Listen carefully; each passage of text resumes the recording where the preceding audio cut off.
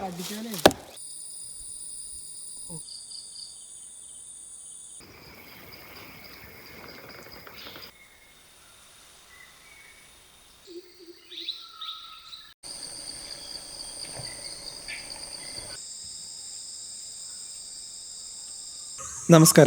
എല്ലാവർക്കും എൻ്റെ പുതിയൊരു വീഡിയോയിലേക്ക് സ്വാഗതം. ഇപ്രാവശ്യം നമ്മുടെ യാത്ര പാലക്കാട് ജില്ലയിലുള്ള പറമ്പിക്കുളം ടൈഗർ റിസർവിലേക്കാണ്. പറമ്പിക്കുളം കേരളത്തിൽ ഇറങ്ങിക്കൂടി തമിഴ്നാട്ടിലെ ആനമല ടൈഗർ റിസർവിലൂടെ 14 കിലോമീറ്റർ യാത്ര ചെയ്തിട്ട് വേണം നമുക്ക് ഇവിടെ എത്താൻ. ഇതാണ് നമ്മുടെ കേരളത്തിൻ്റെ ചെക്ക് പോസ്റ്റ്. ഈ കാട്ടിൽ കാണാൻ സാധ്യതയുള്ള എല്ലാ മൃഗങ്ങളുടെ പ്രതിമകളും ഇവരിവിടെ ഉണ്ടാക്കി വെച്ചിട്ടുണ്ട്. ചെക്ക് പോസ്റ്റിൽ നിന്ന് 2 കിലോമീറ്റർ ദൂരം മാത്രമേ ഉള്ളൂ ഞാൻ ഇന്ന് ബുക്ക് ചെയ്തിരിക്കുന്ന ടെൻറ്റ് അഡ്രൂസ് എന്ന സ്റ്റേയിലേക്ക്. നമ്മൾ സ്റ്റേയിലേക്ക് പോകുന്ന വഴിയിൽ തന്നെ നമുക്ക് ആദ്യത്തെ സൈറ്റിംഗ് കിട്ടി. ഇവിടെ ഏറ്റവും കൂടുതൽ കാണാൻ സാധ്യതയുള്ള കൂട്ടർ ഇവർ തന്നെയാണ്.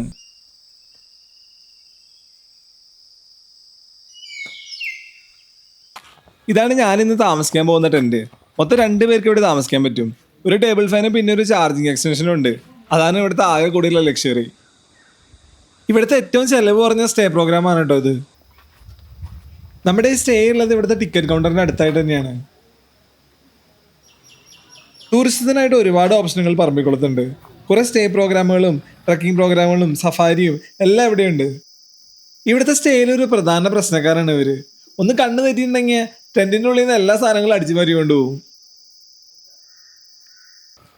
ഇപ്രാവശ്യ ട്രിപ്പിൽ ആദ്യത്തെ ദിവസം ഞാൻ പഗ്മാർ ട്രയൽ ട്രക്കിംഗ് ആണ് ബുക്ക് ചെയ്തിട്ടുണ്ടായിരുന്നത്.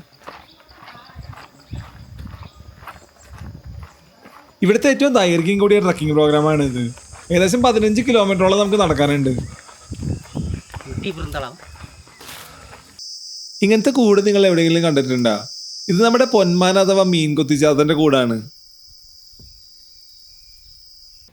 വേനൽക്കാലങ്ങളിൽ ഈ ട്രക്കിംഗ് ഞാൻ ഒരിക്കലും റെക്കമെൻഡ് ചെയ്യില്ല, അത്രയ്ക്ക് ടഫാണ്. ഏപ്രിൽ അവസാനമായിട്ടാണ് ഞാൻ ഇങ്ങോട്ട് വന്നിരുന്നത്. അതുകൊണ്ട് തന്നെ കാട് മൊത്തം കണിക്കൊന്നകൾ ഇങ്ങനെ പൂത്തു നിൽക്കുകയാണ്. ഈ ട്രക്കിംഗ് കൂടുതൽ സമയം തേക്ക് പ്ലാന്റേഷൻ്റെ ഉള്ളിൽ കൂടെയാണ്. അതുകൊണ്ട് തന്നെ മലയണ്ണാൻ്റെ സൈറ്റിംഗ് എന്തായാലും കിട്ടാൻ സാധ്യതയുണ്ട്. പെട്ടെന്ന് നമ്മൾ കുറ്റിക്കാട്ടിൽ നിന്നൊരു സൗണ്ട് കേട്ടു. ഞങ്ങൾ കുറേ നേരം അവിടെ വെയിറ്റ് ചെയ്ത് നോക്കി. കരടി ആവാനാണ് സാധ്യത, പക്ഷെ എത്ര നോക്കിയിട്ടും കാണാൻ പറ്റിയില്ല. ഈ കരടി ഉണ്ടായ സ്ഥലത്തിൻ്റെ അടുത്ത് തന്നെയായിട്ട് ഇവിടുത്തെ ട്രൈബൽസ് ഒരു മരത്തിൻ്റെ ഉള്ളിൽ നിന്ന് തേനെടുക്കുന്ന കാഴ്ച നമ്മൾ കണ്ടു. ഞാൻ ആദ്യമായിട്ടാണ് ഇതുപോലത്തെ ഒരു കാഴ്ച കാണുന്നത്. തേനീച്ചകളെ പുക അടിപ്പിച്ച് ഓടിപ്പിക്കാന്നുള്ളതാണ് ആദ്യത്തെ സ്റ്റേജ്. പുറമേക്ക് കാണുമ്പോൾ ഇതൊരു ചെറിയ കൂടാണെങ്കിൽ കൂടി മരത്തിന്റെ ഉള്ളിലോട്ട് ഇതൊരു വലിയ കൂടാണ്. പുകമണ അടിച്ചപ്പോഴേക്കും മിക്ക തേനീച്ചകളും തന്നെ കൂടിന്റെ മോൾ ഭാഗത്തേക്ക് പോയി. ഇവർക്കൊന്നും തേനീച്ചയുടെ കുത്ത് കിട്ടിയാലും തന്നെ അത്ര വേനെടുക്കാറില്ല എന്നാണ് അവർ പറഞ്ഞത്. ഞാൻ ഈ വീഡിയോ ഷൂട്ട് ചെയ്തത് ഫോണിലായതുകൊണ്ട് തന്നെ തേനീച്ചയുടെ കുത്ത് കിട്ടുമെന്നുള്ള കാര്യത്തിൽ ചെറിയൊരു പേടി ഉണ്ടായിരുന്നു. ഭാഗ്യത്തിനൊന്നും കിട്ടിയില്ല. ഇത് നമ്മുടെ ഈ ഹാർട്ടിന് നല്ല ഒരു ഉറപ്പ് നല്ലത് കിട്ടത്താണ്. ഇതാണ് സാർ, ഇതാണ് തേനുണ്ടോ കഴിക്കും.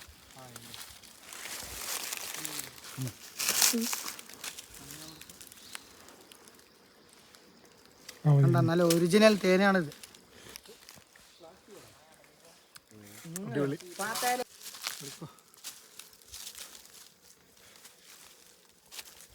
അങ്ങനെ തേനെടുക്കുന്ന കാഴ്ചകളെല്ലാം കണ്ടതിന് ശേഷം നമ്മൾ വീണ്ടും നമ്മുടെ ട്രക്കിംഗ് തുടർന്നു. ഈ പഗ്മാർ ട്രക്കിങ്ങിന്റെ അവസാനം കുറച്ച് ഭാഗം ഒരു ചെറിയ അരുവിയിലൂടെയാണ്. ടൈഗറിനെ കാണാൻ ഏറ്റവും ചാൻസ് കൂടുതലുള്ള സ്ഥലം ഇത് തന്നെയാണ്. എന്തായാലും പഗ്മാർ ട്രക്കിങ്ങിന്റെ പേര് സൂചിപ്പിക്കുന്ന പോലെ തന്നെ ഒരു ടൈഗറിന്റെ ഫ്രഷ് പഗ്മാർക്ക് എനിക്ക് കാണാൻ പറ്റി.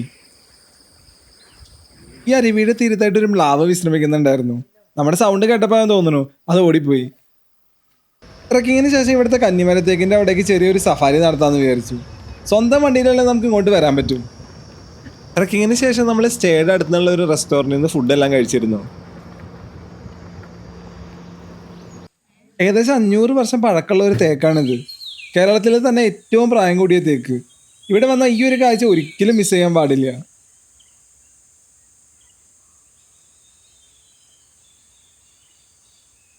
ഏകദേശം 7-8 ആൾക്കാർക്ക് ഇതുപോലെ കൈകോർത്ത് പിടിക്കാൻ പറ്റും. ഈ തേക്ക് മരത്തിൻ്റെ അവിടേക്കുള്ള വഴി കുറച്ച് ഓഫ് റോഡാണ്. ഗ്രൗണ്ട് ക്ലിയറൻസ് കുറവുള്ള വണ്ടിയിലൊക്കെ വരാണെങ്കിൽ യാത്ര കുറച്ച് ബുദ്ധിമുട്ടാവും.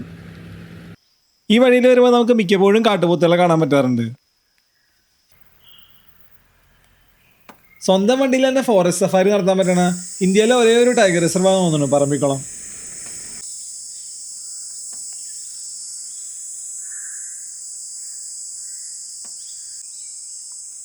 മെയിൻ റോഡിന്റെ സൈഡിലായിട്ടാണ് കേട്ടോ നമ്മൾ ഈ 2 ആനകളെയും കണ്ടത്. ഒരു പിടിയും ഒരു കൊമ്പനും. ഇതേ വീണ്ടും ഒരു മെയ്റ്റിംഗ് പെയർ. കുറച്ച് നാളായിട്ട് ഞാൻ എവിടെ പോവാണെങ്കിലും മെയ്റ്റിംഗ് പെയറുകളെ കാണാൻ പറ്റാറുണ്ട്.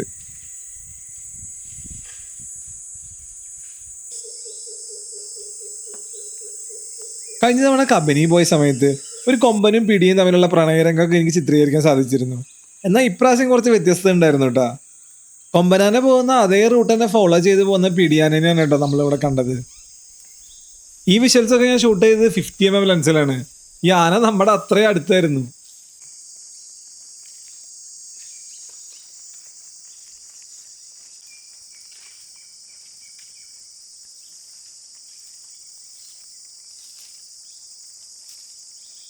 പയ്യെ കൊമ്പനാന കാടിൻ്റെ ഉള്ളിലോട്ടങ്ങ് കയറിപ്പോയി. കൊമ്പനാന പോയ അതേ വഴി തന്നെ നമ്മുടെ പിടിയാനും ഫോളോ ചെയ്ത് പോയി.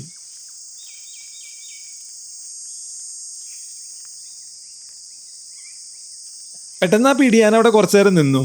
ആനകൾ ഇങ്ങനെ കൺഫ്യൂസ്ഡ് സ്റ്റേറ്റിലൊക്കെ ആകുമ്പോഴാണ് ഇതുപോലെ കാലുവെക്കി നിൽക്കാറ്. ഒരുപക്ഷെ കൊമ്പന്റെ പിന്നാലെ പോണോ അതോ വേറെ വല്ല വഴിക്കും പോണോ എന്നുള്ള ഒരു കൺഫ്യൂഷൻ ആയിരിക്കില്ലേ. ഈ റോഡിലൂടെ യാത്ര ചെയ്യുമ്പോൾ ഇരുവശങ്ങളിലും കണിക്കൊന്ന പൂത്തുക്കണതും അതുപോലെ മുള പൂത്തുക്കണതൊക്കെ കാണാൻ പറ്റും. ഈ മുളയുടെ അരി കൊണ്ട് ഇവിടുത്തെ ട്രൈബൽസ് പല പല ഭക്ഷണങ്ങൾ ഉണ്ടാക്കാറുണ്ട്. നമ്മുടെ ലെഫ്റ്റ് സൈഡിൽ കാണുന്നത് തൂണക്കടവ് ഡാമാണ്. ഈ ഡാമിനോട് ചേർന്ന് കിടക്കുന്ന ഒരു അടിപൊളി സ്റ്റേ ആണ് ഈ ടിംബർനുക്ക്. വേനൽക്കാലങ്ങളിൽ ഒരുപാട് മൃഗങ്ങൾ ഈ തൂണക്കടവ് ഡാമിലേക്ക് വെള്ളം കുടിക്കാനായിട്ട് വരും.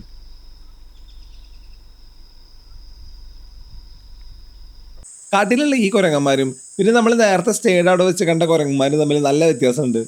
ഇവർക്ക് ആരും ഫുഡ് കൊടുക്കാറില്ല. അതുകൊണ്ട് തന്നെ നമ്മൾ വണ്ടി എത്ര നേരം നിർത്തിയിട്ടാലും ഇവർ നമ്മുടെ വണ്ടിയുടെ അടുത്തേക്ക് വരില്ല.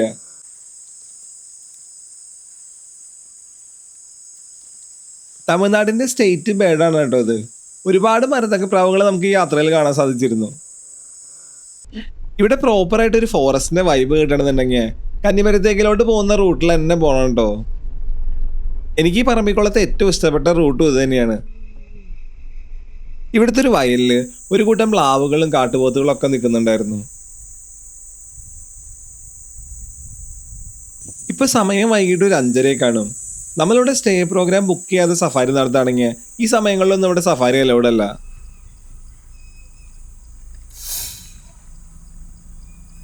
അടിപൊളി. ആദ്യമായിട്ടാണ് കേട്ടോ ഞാൻ ഇങ്ങനത്തെ ഒരു കാഴ്ച കാണുന്നത്. മ്ലാവുകൾ സത്യം പറയുകയാണെങ്കിൽ പേടിച്ചു പോയി കാണും.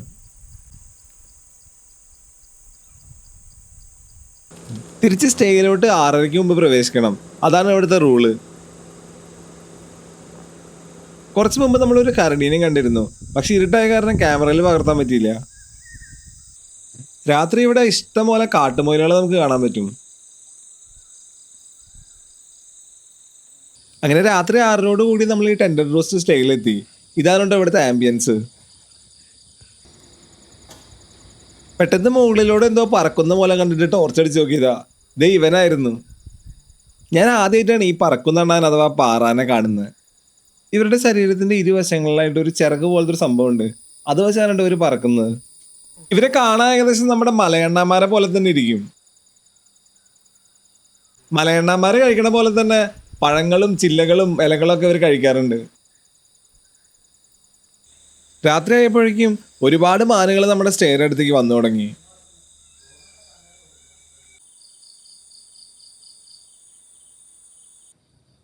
രാത്രി എൻ്റെ സ്റ്റേയിൽ ഈ ഒരു ലൈറ്റ് മാത്രമേ ഉണ്ടായിരുന്നുള്ളൂ. രാവിലെ 6 മണിക്ക് ഞാൻ ഇട്ടിട്ട് ടെന്റിന്റെ പുറത്തേക്ക് നോക്കിയപ്പോൾ കണ്ട കാഴ്ചയാണ് കേട്ടോ.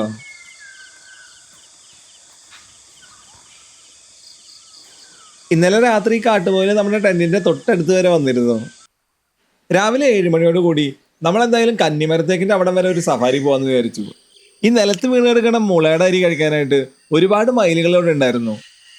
പറമ്പിക്കുളത്ത് ഏതെങ്കിലും ഒരു സ്റ്റേ പ്രോഗ്രാം ബുക്ക് ചെയ്തിട്ടുണ്ടെങ്കിൽ രാവിലെ നമുക്ക് ഇതേപോലത്തെ ഒരു സഫാരി പോയിട്ട് വരാം. ഇനി സ്റ്റേ പ്രോഗ്രാം ബുക്ക് ചെയ്യാതെ നമുക്ക് സഫാരി മാത്രമായിട്ട് എടുക്കാൻ പറ്റും. പക്ഷെ അതിൻ്റെ ഒരു പ്രശ്നം എന്താണെന്ന് വെച്ചാൽ സേതുമട ചെക്ക് പോസ്റ്റ് രാവിലെ 7 മണിക്ക് ഓപ്പൺ ആവുള്ളൂ. അപ്പോൾ നമ്മൾ എന്തായാലും പറമ്പിക്കുളം എത്തുമ്പോൾ ഒരു 8 മണിയാവും. 8 മണിക്കൊക്കെ മുമ്പ് എത്തിയാൽ മാത്രമാണ് നമുക്ക് എന്തെങ്കിലും സൈറ്റിങ്സ് ഒക്കെ കിട്ടാനുള്ള ചാൻസ് ഉള്ളൂ. ഇവിടുത്തെ ഒരു ചെറിയ അരുവിയുടെ അവിടെ നിന്ന് ഒരു കാട്ടുപെട്ടി മുകളിലേക്ക് കയറി പോകുന്ന ഒരു കാഴ്ച കണ്ടു.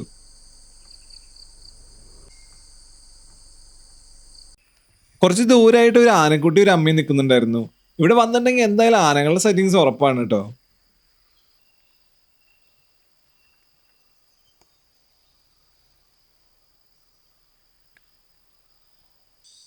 പിന്നീട് നമ്മുടെ റോഡ് ബ്ലോക്ക് ചെയ്തുകൊണ്ട് ഒരു ആൺമയിൽ ഇങ്ങനെ പീലി വിരിച്ചാടുന്ന ഒരു അടിപൊളി കാഴ്ച ഞാൻ കണ്ടു.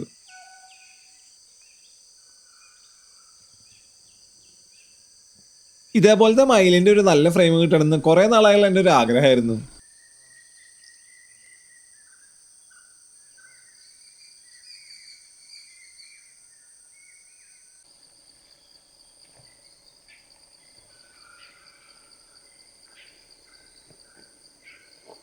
പെൺമയിലിനെ ആകർഷിക്കാൻ വേണ്ടി നമ്മുടെ ആൺമയില് പഠിച്ച പണി 18 നോക്കുന്നുണ്ട്. ഇവർക്ക് ഈ പെൺമയിലിനെ ആകർഷിക്കാനല്ലാതെ ഈ മയിൽപീലി കൊണ്ട് പ്രത്യേകിച്ച് ഒരു ഗുണമൊന്നും ഇല്ല കേട്ടോ. ഗുണത്തെക്കാളേറെ ദോഷമാണെന്ന് വേണമെങ്കിൽ പറയാം. ഇവർ ഈ പീലി വിരിച്ച് ആടുന്ന സമയത്തൊക്കെ ഏതെങ്കിലും അനിമൽസ് ഇവർ അറ്റാക്ക് ചെയ്യുകയാണെങ്കിൽ പെട്ടെന്ന് പറക്കാനൊന്നും ഇവർക്ക് പറ്റില്ല.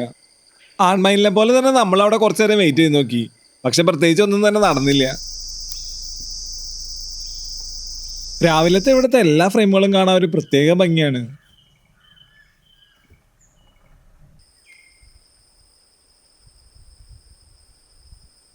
മുളയുടെ അരി തിന്നാനായിട്ട് കാട്ടുകോഴികളും മരതക്കപ്രാവുകളും അരിപ്രാവുകളും എല്ലാവരും തന്നെ റോഡിലുണ്ട്. ഏകദേശം 8:30 കൂടി നമ്മൾ സഫാരി എല്ലാം തീർത്ത് അടുത്തുള്ള ഹോട്ടലിൽ നിന്ന് ബ്രേക്ക്ഫാസ്റ്റ് എല്ലാം കഴിച്ച് തിരിച്ച് സ്റ്റേയിലേക്ക് വന്നു. ഇവിടെ ഇങ്ങനെ കാടിന്റെ വ്യൂ ഒക്കെ നോക്കിയിരിക്കുകയാണെങ്കിൽ സമയം പോണതേ അറിയില്ല. ആകെ മൊത്തം 3 ടെന്റ് ആൻഡ് റൂസ്റ്റുകളാണ് ഉള്ളത്. പെർ ടെന്റിന് 2000 രൂപ വെച്ചാണ് ചാർജ് വരുന്നത്. പെട്ടെന്ന് ഒരു മരത്തിന്റെ മുകളിൽ നോക്കിയപ്പോഴാണ് ഇന്നലെ കണ്ട പാറാന്റെ ഒരു കാലെന്നെ ശ്രദ്ധയപ്പെട്ടത്. സ്റ്റേയുടെ അടുത്തുള്ള ഒരു പഴയൊരു ബിൽഡിങ്ങിന്റെ മുകളിലായിട്ട് ഇത് വീണ്ടും ഒരു ആൺമയിലിനെ നിർത്താം. ഇന്ന് ഞാൻ പറമ്പിക്കുളത്ത് ബിയർ പാത്ത് ട്രക്കിംഗ് പ്രോഗ്രാമാണ് എടുത്തിട്ടുണ്ടായിരുന്നത്.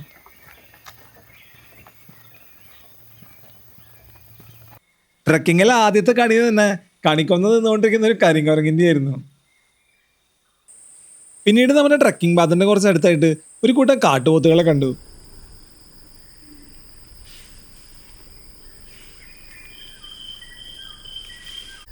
പഗ്മാർ ട്രെയിൽ വെച്ച് കമ്പയർ ചെയ്യുമ്പോൾ താരതമ്യേന ദൂരം കുറവാണ് ഈ ട്രക്കിങ്ങിന്.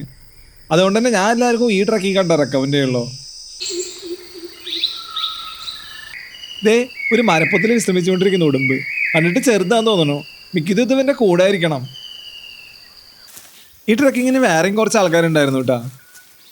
നമ്മൾ ട്രക്കിങ്ങിന് പോയിക്കൊണ്ടിരിക്കുന്ന വഴിയുടെ തൊട്ടടുത്ത് തന്നെയായിട്ട് ഒരു ആനക്കൂട്ടം നിൽക്കുന്നുണ്ടായിരുന്നു.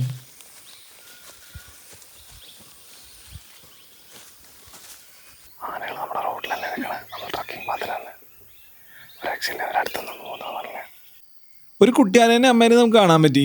പിന്നെ പുറകിലായിട്ട് വേറൊരു കുട്ടിക്കൊമ്പനും വരുന്നുണ്ടായിരുന്നു. പുല്ലുകളുടെ ഇടയിലായതുകൊണ്ട് തന്നെ വ്യക്തമായിട്ടുള്ള വീഡിയോ ഒന്നും നമുക്ക് എടുക്കാൻ പറ്റിയില്ല. എന്തായാലും ട്രക്കിങ്ങിന് പോകുമ്പോൾ ആനകളെ കാണുന്നത് ഒരു പ്രത്യേക എക്സൈറ്റ്മെന്റ് തന്നെയാണ്. നമ്മുടെ ഗൈഡ് പറഞ്ഞതനുസരിച്ച് ഈ ആനകൾ അത്യാവശ്യം ഡേഞ്ചറാണ്. അതുകൊണ്ട് തന്നെ നമ്മൾ അത്രയധികം നേരം അവിടെ നിന്നില്ല. പുല്ലിനും വെള്ളത്തിനൊന്നും ഒരു പഞ്ഞില്ലാത്തതുകൊണ്ട് തന്നെ ആനകളുടെ പറുദീസയാണെന്ന് വേണമെങ്കിൽ പറയാൻ പറമ്പിക്കുളത്തെ.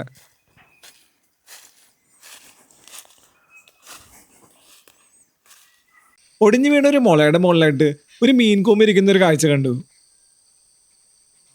12 കൂടി ട്രക്കിംഗ് പൂർത്തിയായി. പിന്നീട് ട്രക്കിങ്ങിന് വന്ന കുറച്ച് ആൾക്കാരുടെ കൂടെ പറമ്പിക്കുളം ഡാം വരെ ഒന്ന് പോകാമെന്ന് വിചാരിച്ചു. ഇവിടെ മൊത്തം 3 ഡാം ഉണ്ടെങ്കിലും ഏറ്റവും വലിയ ഡാം പറമ്പിക്കുളം ഡാമാണ്. നല്ല വെയിലായിരുന്നതുകൊണ്ട് തന്നെ അനിമൽ സൈറ്റിങ്സ് ഒന്നും കിട്ടില്ല എന്നാണ് നമ്മൾ വിചാരിച്ചിട്ടുണ്ടായിരുന്നത്. അപ്പോഴാണ് കുറച്ച് അകലെയുള്ള ഒരു ദ്വീപിലായിട്ടൊരു ഒറ്റയാനെ കണ്ടത്. പിള്ളേർക്കൊക്കെ ക്യാമറയിൽ സൂം ചെയ്ത് ആന കാണിച്ചു കൊടുത്തത് ഒരുപാട് ഇഷ്ടപ്പെട്ടു. ഈ വീഡിയോ നമ്മുടെ ലെൻസിൽ മാക്സിമം സൂം ചെയ്തിട്ടാണ് എടുത്തിരിക്കുന്നത്. ഈ ബാംബു റാഫ്റ്റിംഗ് എടുക്കുകയാണെങ്കിൽ ആനയുടെ കുറച്ച് ക്ലോസ് റേഞ്ച് വരെ പോകാൻ പറ്റുന്ന ഇവിടുത്തെ ആൾക്കാർ പറഞ്ഞു. അരമണിക്കൂറുള്ള ബാംബു റാഫ്റ്റിങ്ങിന് പെർ ഹെഡ് 100 രൂപയാണ് കേട്ടോ ചാർജ് വരുന്നത്. നമ്മൾ ആനയുടെ കുറച്ച് ക്ലോസ് റേഞ്ചിൽ എത്തിയെന്നുണ്ടെങ്കിലും ബാക്ക് വ്യൂ മാത്രമേ നമുക്ക് കാണാൻ പറ്റുള്ളൂ. അങ്ങനെ ഞങ്ങൾ ബാംബു റാഫ്റ്റിംഗ് ഒക്കെ കഴിഞ്ഞ് തിരിച്ചു വന്നപ്പോഴാണ് വേറൊരു ദ്വീപിൽ വേറെ കുറച്ച് ആനകൾ നിൽക്കുന്നത് കണ്ടത്. ഇന്നത്തെ ഒരു ദിവസം എലിഫന്റ് സൈറ്റിങ്ങിനെ കൊണ്ട് ചാകരയായിരുന്നു. ഒരുപാട് ആനകളെ നമുക്കിന്ന് കാണാൻ പറ്റി. എന്തായാലും പറമ്പിക്കുളം വരാണെങ്കിൽ ഈ ഒരു സ്പോട്ട് എന്തായാലും മിസ് ചെയ്യണ്ട. എലിഫന്റ് സൈറ്റിങ്ങിന് നല്ല ചാൻസ് ഉള്ളൊരു സ്ഥലമാണിത്. ഇതായിരുന്നു ഇപ്രാവശ്യത്തെ ട്രിപ്പിലെ പറമ്പിക്കുളത്ത് നിന്ന് കിട്ടിയ അവസാനത്തെ സൈറ്റിങ്. അങ്ങനെ ഇപ്രാവശ്യത്തെ പറമ്പിക്കുളം കാഴ്ചകൾ ഇതോടെ അവസാനിക്കുകയാണ്. വീഡിയോ നിങ്ങൾക്ക് എല്ലാവർക്കും ഇഷ്ടമായി കാണുമെന്ന് ഞാൻ പ്രതീക്ഷിക്കുന്നു. വീഡിയോയെക്കുറിച്ചുള്ള അഭിപ്രായങ്ങൾ നിങ്ങൾ എല്ലാവരും ഒന്ന് കമൻറ്റ് ചെയ്തോളൂ. അതുപോലെ തന്നെ ചാനൽ സബ്സ്ക്രൈബ് ചെയ്യാനും വീഡിയോ ലൈക്ക് ചെയ്യാനും ഷെയർ ചെയ്യാനും ഒന്നും മറക്കണ്ട. അപ്പോൾ പുതിയ കുറച്ച് കാടിൻ്റെ കാഴ്ചകളായിട്ട് വീണ്ടും കാണുന്നവരെ എല്ലാവർക്കും ബൈ ബൈ.